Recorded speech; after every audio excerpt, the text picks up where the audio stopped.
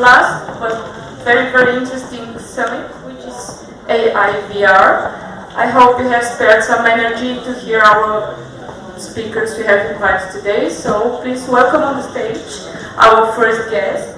This is Vasil Denchev, who is a software engineer at Google. Please welcome him on the stage.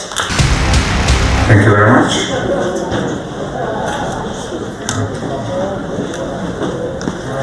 Hello everyone, my name is Vasil Denchev and I work at the Quantum AI Lab at Google. Okay. So let me start with a bit of personal background. In 2004, I just happened to read this book for fun, and I was extremely intrigued by this quote from it. And this really started my fascination with quantum computing, and this journey continued for the next 13 years to today, where I am working at the Quantum AI Lab at Google. So this is my team at Google. And we are a team of scientists studying quantum computers, which are a new type of computers that use the effects of quantum physics in order to achieve faster computations than the existing classical computers of today. So, what is quantum physics? In the 19th century, physicists had a pretty good idea already of the physics of big objects. So, for example, we knew why the Earth revolved around the Sun, how steam can make a locomotive move, and so on and so forth.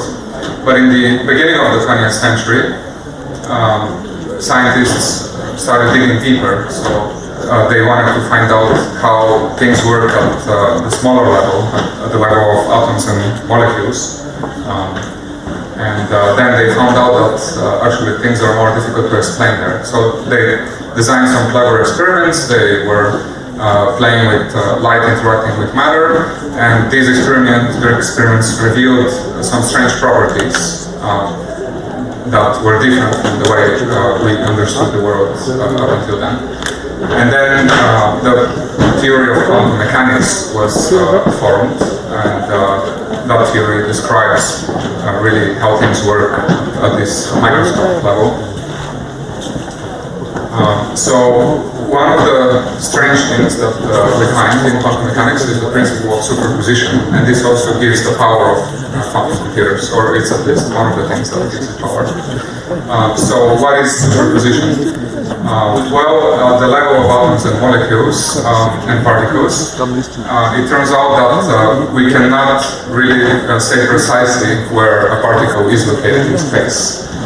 So if I want to exaggerate a little bit and say that I am like a particle, like an electron, then according to quantum mechanics, I wouldn't have a particular position here on this stage, you know. So every one of you would in principle be seeing me at a different position, right? And each person's perception would actually be correct, because I would be existing in a superposition, which means existing in all possibilities at the same time. Okay? This is what superposition is. So to compare this with classical computers, so the classical computers that we have today, they're nothing but a bunch of switches, binary switches, you know. It's either a 0 or a 1. Flip it up, it's a 1, flip it down, it's a 0. And it can't be anything in between, okay? But in a quantum mechanical switch, again, because of the principle of superposition, we could have both 0 and 1 at the same time, alright? So this is quite fascinating, to have both possibilities at the same time, not just one or the other. And now, if we imagine that we have a bunch of these quantum switches, then the principle of superposition tells us that we can store in them all possible bit streams at the same time, okay? Not just a single bit stream, like we do with a collection of classical bits, all right? So this is actually quite large. We can store a large amount of information here. So now, if we have a quantum computer with 400 of these quantum bits, I have a little puzzle for you. So it cannot be done. Okay, I think I would agree with you. So it turns out that if we do this calculation carefully, it would turn out that the number of laptops that we would need is larger than the number of particles in the entire visible universe. It's just unimaginable, yes, and that's because the number of bit strings that are contained in, that can be represented with 400 bits is 2 to the power of 400, and this is a huge, humongous number, okay? And but this is the information content that can be stored in 400 quantum bits with the principle of superposition. So this tells us that quantum computers can do things that classical computers cannot do even in principle. And this was just about information storage, not to speak about computations that quantum computers can do. So we also know that they can do amazing things when we compute things on information with them. So anyway, so this is a picture of one of the quantum chips that we developed at the Quantum AI Lab at Google. This is a quantum chip with 9 qubits, and you can see actually each of these 9 qubits is represented by one of these white crosses in the middle of the chip. So this is a reality today. We have it in the lab and it works, and we can experiment with it. Okay. And this is another part of the quantum hardware. So this is a contraption that we put the quantum chip in it, and then we put it in a big refrigerator, so it can be cooled down to a low temperature. So as I said before, quantum mechanics manifests itself at small sizes, and that chip that I showed you is not that small. You can actually see the qubits with your bare eye, right? But it turns out that we can make things behave quantum mechanically, also when we cool them down to a very low temperature. So in our case, the large size of our qubits is not actually a problem because we can put them at very low temperature. We can put them in a dilution refrigerator that cools them down to near absolute zero. Okay? Actually, the operating temperature of our chip is about 10 to 15 millikelvin. So this is very, very cold. And it turns out it's actually the coldest place in the universe because even interstellar space is not that cold. Okay? So it's also amazing how human scientists can create the coldest place in the universe, in the lab here, in this fridge. Okay, so this is all great. But what can we use this quantum computer for in practice? So I'll just give an example here with something that we really do care about, and this is the basic food cycle. So you see here there's nitrogen in the air that gets absorbed by a bacteria in the soil, and that bacteria converts it to ammonia, and ammonia then fertilizes the soil and makes possible the growth of some grass that this cow is eating.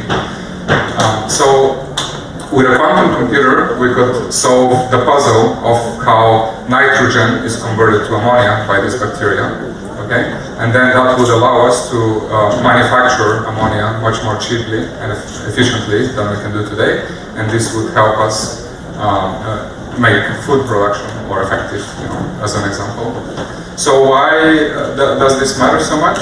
It's because actually this is the molecule that is involved in the conversion of nitrogen to ammonia, and the only way for us to find out how this process really works chemically is to do a simulation of the quantum chemistry that is involved in this process.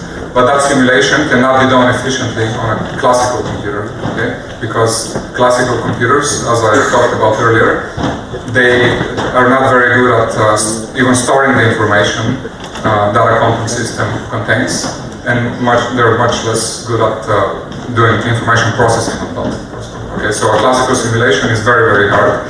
And scientists today haven't really been able to do it with classical computers because it's too expensive. But with a quantum computer, because it's a quantum system, we can program it to make a simulation of this other quantum system that is this molecule. And then we can really find out how this really works, and then maybe we can manufacture an artificial process that does conversion from nitrogen to ammonia for us. And then we can really achieve a big advancement in food production. Alright, so that was just one example. Other things that we could potentially do with quantum computers could involve material science research that would allow us to maybe absorb CO2 directly from the atmosphere, and then address the problem of global warming that way.